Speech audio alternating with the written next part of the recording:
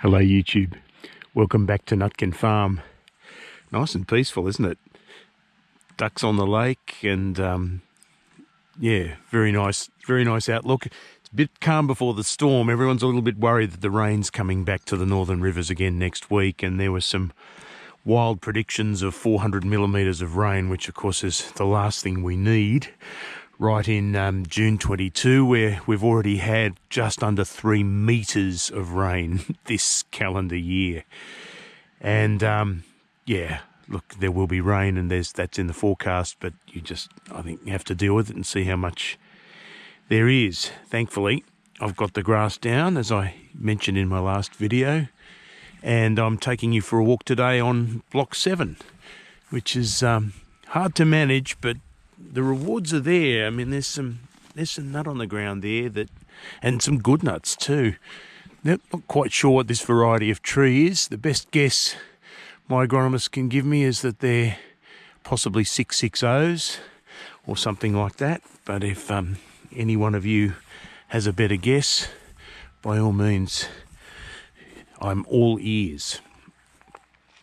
The other thing people are buzzing about, excuse the unfortunate pun, is the Varroa mite, which has now come into bee populations in New South Wales. It's been discovered in Bulahdelah and the Port of Newcastle, and there are some very strict restrictions on the movement of beehives. Now, if Varroa mite comes in and attacks local beehives, the first casualty is all the natural beehives that are around the area, and I've got a couple on the farm. They pollinate the trees and give you results that look very much like that. And without pollinators, you don't get any nuts. So the Australian Macadamia Society is obviously very concerned. We're all very concerned that, bees will be potentially weakened greatly by the mite. The beekeepers' expenses will be much greater if we have to deal with the mite and manually clean hives. All the natural hives, as I said, will go, if that's of the European bees, and native bees will be at a massive premium because they're immune to the Varroa mite, but native bees don't travel very far.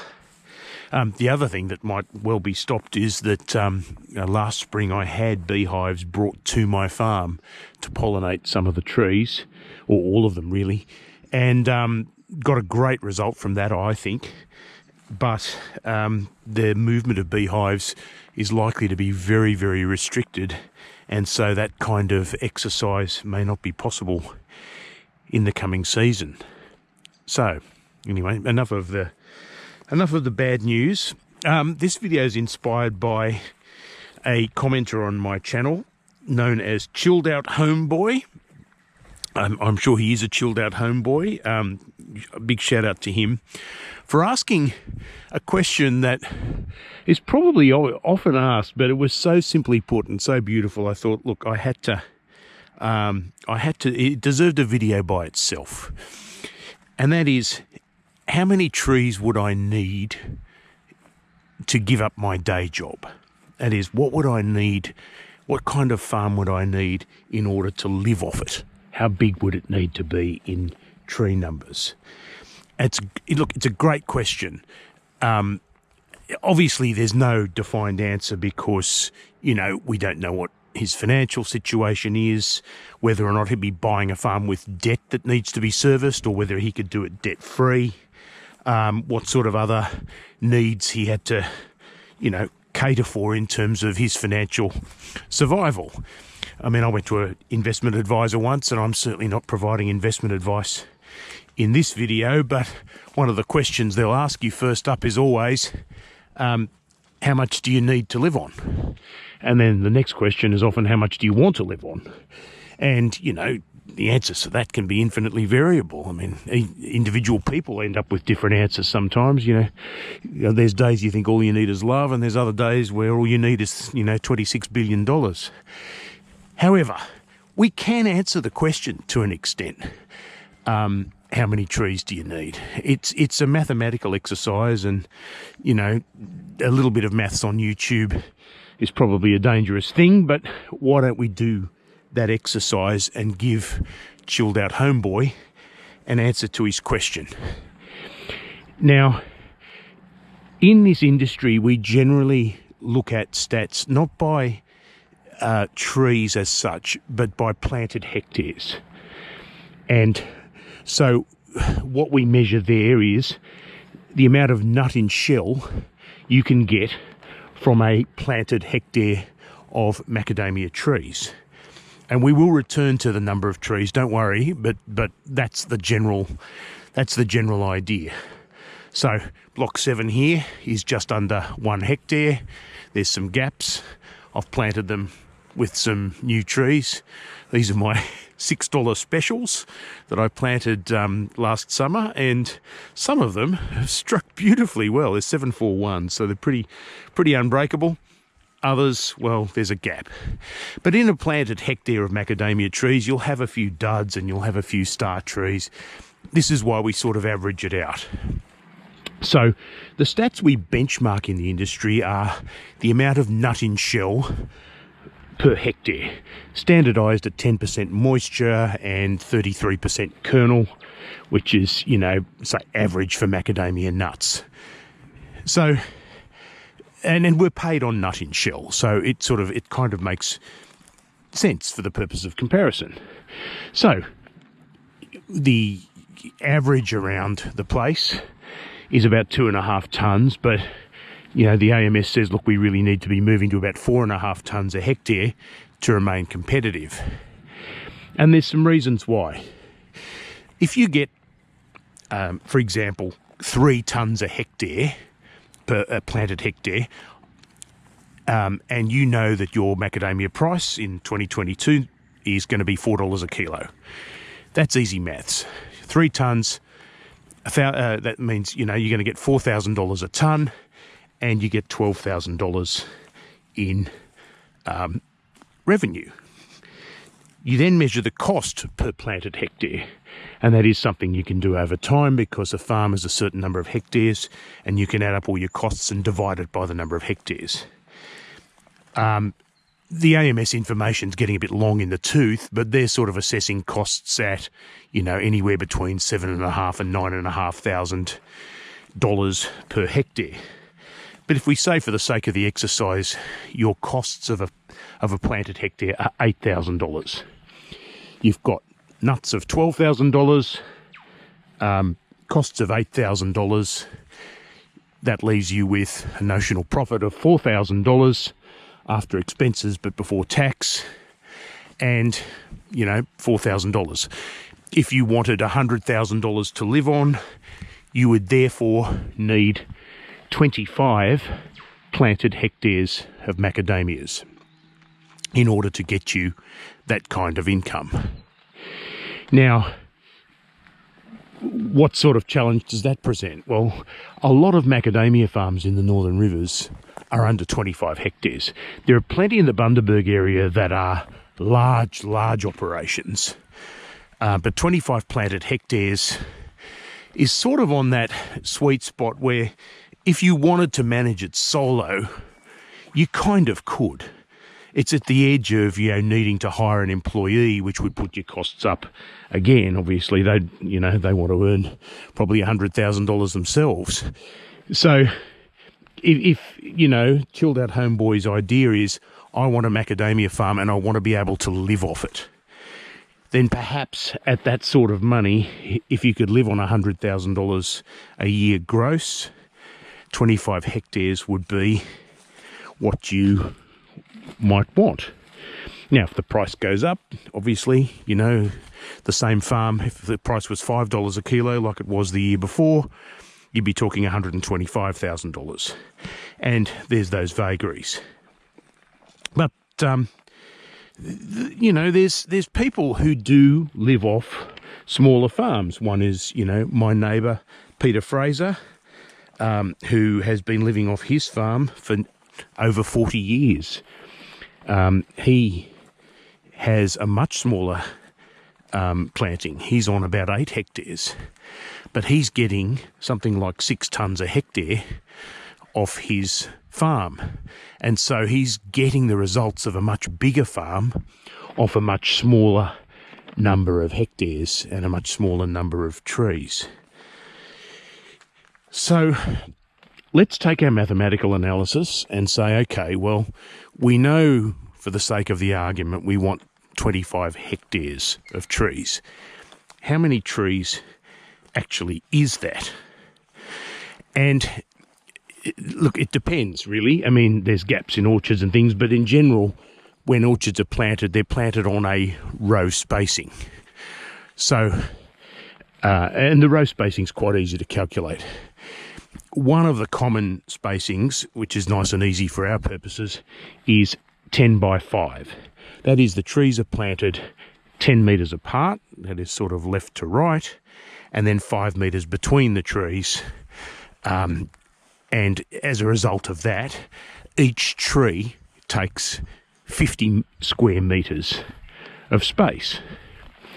A hectare has 10,000 square metres, and so on a 10 by 5 spacing, you will get 200 trees a hectare. And that's pretty easy to multiply out.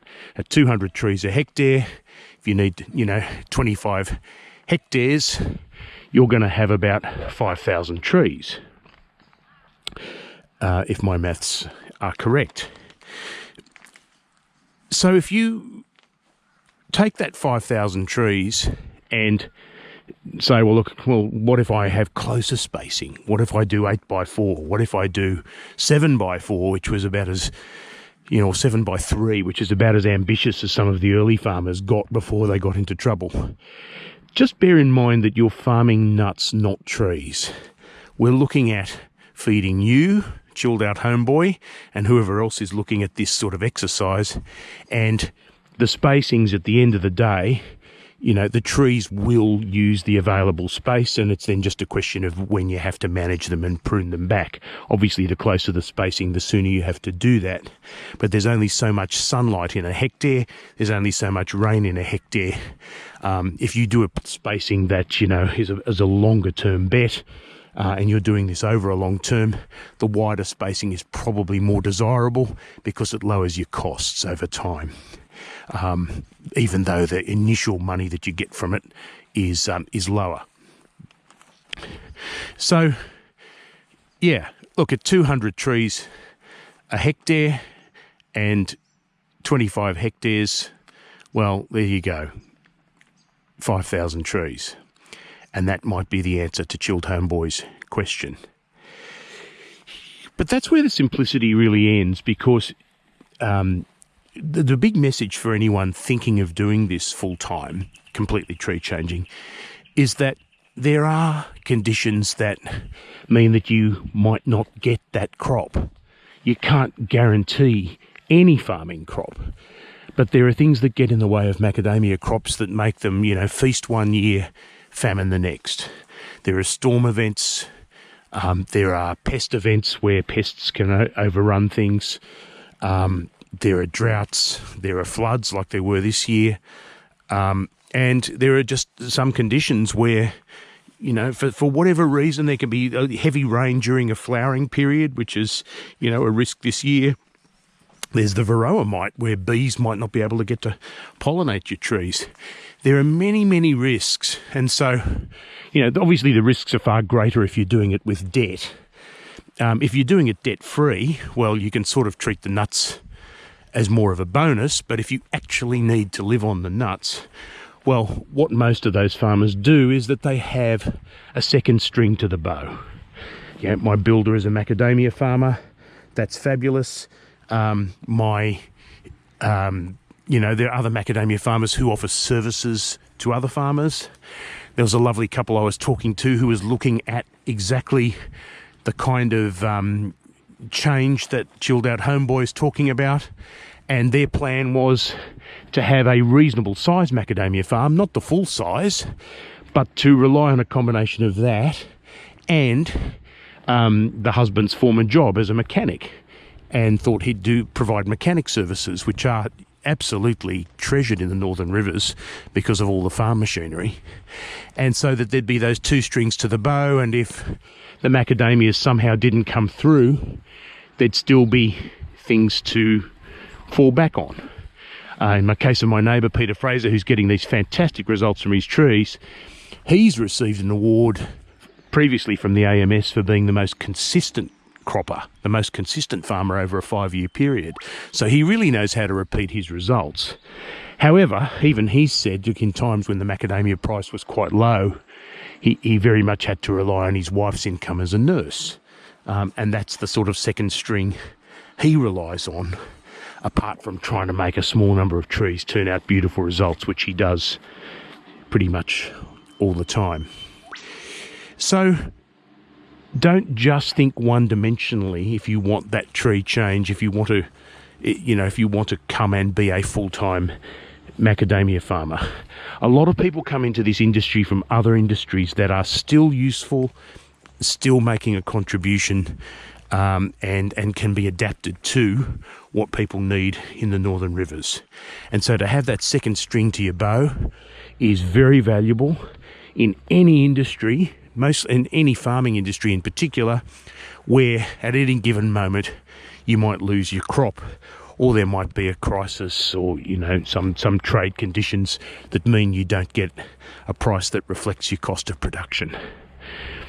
So that's where the water's muddy, and that's where sometimes you can't be an entirely chilled out homeboy, but perhaps the sweet spot is, if you want to move to this industry and be a full-time macadamia farmer, don't give up on the life you had. If you can adapt your previous employment in some way and make it compatible with what you're doing. The plus side is you obviously got your eggs in more than one basket, so there's that security. Secondly, you can have a farm that is manageable by a single person rather than having to hire employees or contractors. That's prepared, provided you're prepared to do that work yourself. And so you've got that independence then, rather than having other people depend on you. You can work your own hours and at your own time. And, obviously you don't have a payroll to fill out when the weather gets rainy, and there's nothing you can do about it with or without employees. So those are my thoughts. Just in closing, I did want to provide an update from Peter Fraser, my neighbour. I had a good long chat with him, and I asked him, why have these nuts stayed on the ground, and yet when I have my harvest, the quality results turned out amazing? And he had an answer for me that I hadn't really thought of. He said, well, you've got thick-shelled varieties. You've got your 344s and your 660s. And, they're not very susceptible to things like moisture ingress. Even rats don't like them because they're a little bit hard to eat. There's just too much hard work getting at the nut. And he said, look, for 344s in particular, much as I curse them, you can leave them on the ground for months and they won't suffer a quality loss compared to the thinner shelled varieties, where pretty much, they're the target of everything because they're easy pickings for vermin, and they're easy pickings for things like mould and rot when they're on the ground, and even sort of when you pick them up.